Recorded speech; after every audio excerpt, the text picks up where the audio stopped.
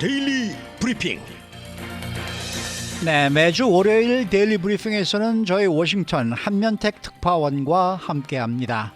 한 특파원 안녕하십니까? 네, 안녕하십니까. 워싱턴입니다. 네, 토요일 밤 늦게 이 연방정부의 셧다운이 마지막 순간 피할 수 있었던 그러한 드라마가 그려졌는데 어땠습니까?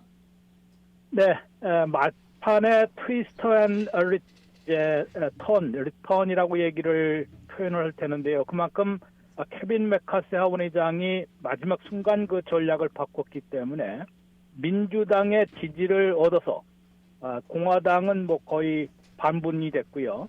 그렇게 해서 이제 그 11월 17일까지 45일 동안 더 쓸 수 있는 임시 예산안을 가결함으로써 연방정부 셧다운을 마지막 순간에 가까스로 피한 것입니다. 네. 뭐 이 워싱턴 정치권에서 항상 그렇거든요. 이제 국가 부채 한도 올리기라든가 이런 또 연방정부 예산 투쟁에서도 마지막 순간까지 심지어는 그 데드라인을 넘기는 수도 있습니다. 왜냐하면 이제 토요일 날이 이제 데드라인이고 10월 1일이 그 새 회기년도가 시작되는 날인데 일요일이었기 때문에요. 그렇게 되면은 그래도 월요일부터 본격적으로 셧다운이 되기 때문에 시간은 좀 있는 것이거든요. 그래서 그때는 주말에는 좀 넘겨서까지 하는 경우도 있는데 그래도 이번에는 그 데드라인 이른바 11아워에 이제 그 임시 예산안을 우선은 이제 가결함으로써 상하원을 모두 통과했고 또 조 바이든 대통령의 서명까지 맞춰서 연방정부 셧다운 이제 5년 만에 재발할 뻔한 그런 셧다운을 마지막 순간에 피했다고 할 수 있습니다. 표결 결과를 보면은 이제 어떻게 보면 압도적으로 또 초당적으로 지지한 모양이 됐습니다만은 그야말로 드라마가 펼쳐졌습니다. 먼저 이제 연방 하원에서 표결이 됐는데 그 찬성 335 대 반대 91. 그런데 이게 3분의 2의 지지를 필요한 그런 압도적 지지가 있어야만 되는 그 신속 표결이었거든요. 네. 그래서 3분의 2는 넘겼기 때문에 공화당 표를 보면은 반으로 거의 갈렸습니다. 찬성은 126, 반대가 90입니다. 공화당 하원 의원이 지금 221명이거든요. 222명의 3석이 줄어서 221 중에서 약간 그나마 이제 과반을 넘긴 것이고요. 또 반대표보다는 찬성표가 좀 많았던 것입니다. 그런데 민주당의 찬성표가 더 많았습니다. 209대 반대가 한 표이기 때문에 민주당의 힘을 빌어서 가결을 시켰다고 할 수 있습니다. 이게 왜 표가 중요하냐면요. 항상 공화당 소속 그 하원의장이 얘기할 때 거부하거나 또 지지할 수 있는 그런 근거가 머저리티를 얘기하거든요. 그러니까 다수당의 과반의 지지가 있어야만 된다는 것이기 때문에 그나마 221명의 과반을 넘긴 또 반대표보다는 좀 낫다는 데서 케빈 메카시 하원의장이 명분이 좀 그래도 남아있는 듯한 그런 표결 결과라고 할 수 있습니다. 다만 이제 민주당의 지지표가 훨씬 더 한 수십 표가 더 많았기 때문에 이것은 그 끄트머리를 계속 잡힐 수 있는 그런 것이 되고요. 상원에서는 역시 그 민주공화 양당이 이미 초당적인 그런 연방 정부 셧다운 피하기 임시 예산안에 합의를 하고 있었기 때문에 또 하원안을 그대로 이제 가결한 것이어서 이제 88대 9라는 압도적 지지로 이제 가결을 최종 승인을 했습니다. 한 3시간여 앞두고 데드라인을 3시간여 앞두고 이제 표결이 끝난 것인데요. 메카시 하원의장이 그 전까지는 당내 보수 강경파들에게 계속 끌려다니면서 일반 부처 예산을 27%나 삭감하는 안을 내기 이제 그것을 제시하고도 실패를 했는데요. 그 이유는 민주당 상원이나 백악관에서 즉각 거부권을 행사할 것임을 분명히 했기 때문이었습니다. 그런데 이제 마지막 순간에 일대 전환을 했다라고 얘기를 하는데 예산 삭감이 필요 없는 그러니까 현재 수준을 그대로 이제 지출할 수 있는 것이 바로 CR이라고 해서 Continuing Resolution이라고 그러거든요. 네. 이 방식을 선택을 하다 보니까 예산 삭감 없이도 계속 11월 17일까지 45일 동안 6주 동안은 예산 지출을 가능하게 하는 그런 방법을 선택을 한 겁니다. 이러다 보니까 뭐 당연히 민주당이 지지할 수 있었던 것이거든요. 그래서 민주당의 대거 지지가 있어서 최종 하원에서 가결할 수 있는데 여기에 이제 붙인 것은 재난구호 160억 달러가 포함됐고 반면에 우크라이나 지원 예산은 또 빠졌습니다. 이런 것을 이제 민주당이 조금은 이제 다음 과제로 넘겼는데 명분을 잘 내세웠습니다. 우크라이나 지원보다는 연방 우리 미국 시민을 위한 연방 정부 셧다운을 피하는 게 더 우선시돼야 되는 거 아니냐. 그렇죠. 이렇기 때문에 이제 민주당도 또 지지할 수 있는 그런 명분을 하나 얻었다고 할 수 있고요. 메카시 하원의장이 막판에 그래도 지도력을 발휘해서 물론 그 민주당의 전폭 지지에 그 도움을 받았지만은 그다음 연방정부 셧다운을 일단은 피하는 그런 그 정치력을 발휘한 것으로 해석되고 있습니다. 네. 그런데 이 임시 예산안이 11월 17일까지 45일 동안 쓸 수 있는 거잖아요. 그래서 연방 셧다운의 불씨를 완전히 껐다라고 할 수가 없습니다.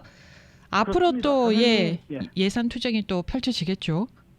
뭐 그래도 이번 거는 뭐 한 달 또는 45일짜리 예산이기 때문에 시간은 그래도 많이 넉넉히 번 것으로 볼 수 있고요. 네. 예전에는 뭐 한 일주일짜리 또 사흘짜리 뭐 이런 식으로까지 임시 예산안이 된 적이 많거든요. 네. 그래도 11월 17일까지 6주 동안 45일 동안 시간을 번 셈이 됐습니다. 말씀하신 대로 예산 투쟁이 끝난 게 아니라 앞으로 더 격해질 수도 있다. 네. 11월 투쟁이 더 10월과 11월 투쟁이 더 격해질 수도 있다라는 예고가 벌써부터 나오고 있는 것인데요. 우선 그 한숨을 돌렸습니다만은 이제 공화당 내에서 지금 공화당 강경파들이 이제 주장하는 것이 일반 부처, 국방비, 국토안보, 국무부 이 예산, 재향군인까지 빼면은 일반 부처 예산을 30% 가까이 삭감하자는 것이 보수 강경파들의 주장이거든요. 이것은 결코 바이든 민주당으로서는 뭐 수용하기 어려운 그런 상황인데 또 바이든 민주당에서는 지금 우크라이나 지원 예산을 어느 정도 또 확보를 해야 합니다. 네. 또 공화당 보수 강경파들에서는 국경장벽 완료, 재개 예산을 비롯해서 국경안전 조치를 강화하는 예산을 또 별도로 확보를 하려 하고 있기 때문에 격한 그 예산 투쟁이 또 벌어질 것으로 예상이 되고 있습니다. 한 가지 그래도 연방정부 셧다운이 벌어지더라도 조금 대상을 최소화할 수 있는 그런 방안은 있거든요. 그 방법이 지금 연방 하원에 조금 일반인들이 보시기에는 좀 헷갈릴 수가 있는데요. 네. 연방 하원에서 연간 예산이 있습니다. 지금 임시 예산 말고요. 그러니까 내년 9월 30일까지 쓸 수 있는 게 10월 1일부터면은 2024 회기년도거든요. 네. 1년 동안 쓸 수 있는 연방 예산안이 지금 12개를 가결해야 합니다. 12개. 12개로 지금 부처별로 나눠져 있는 것인데요. 그런데 연방 하원에서 3개를 가결해 놓고 있습니다. 최근에 가결했습니다. 이게 이제 국방 예산과 또 국무부 또 이제 국토안보부 예산 요것은 가결을 했는데 물론 민주당 상원에서 약간의 수정이 필요하겠지만은 그나마 여기서는 대폭적인 예산 삭감이 포함되지 않았기 때문에 어느 정도 합의 타결이 가능한 그런 분야입니다.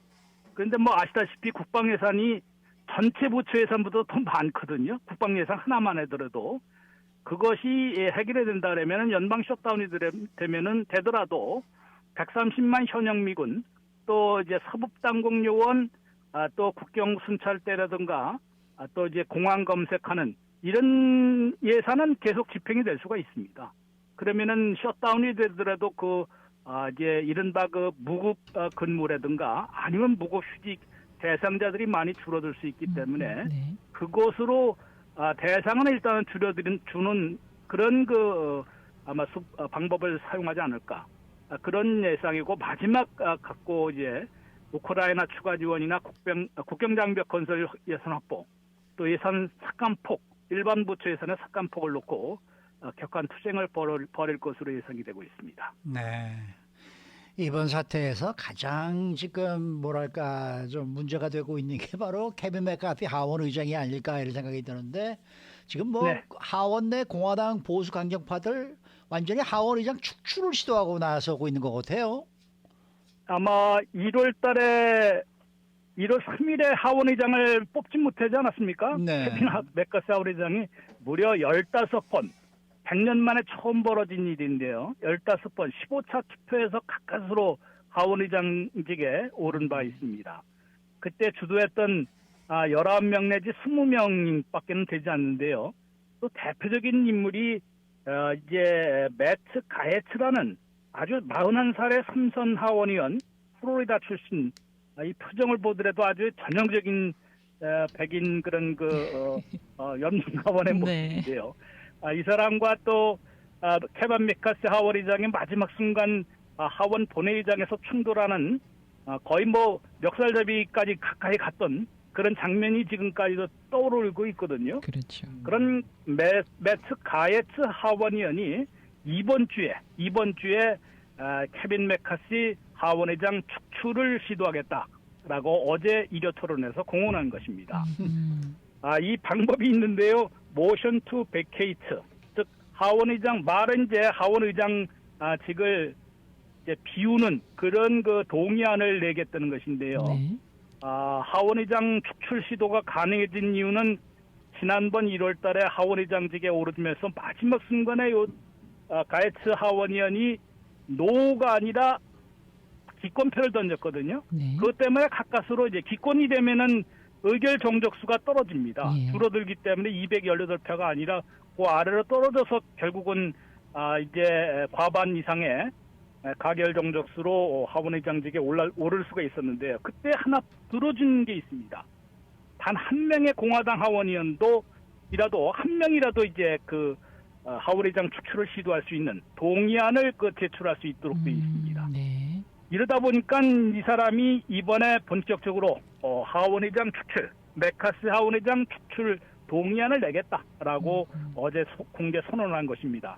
말로만 그러던 것이 이제 이번 주에 그야말로 상당히 케빈 맥카시와 매트 가예츠 하원의원 간에 그야말로 무시무시한 그런 한판 대결이 펼쳐질 수밖에 없는 것인데요.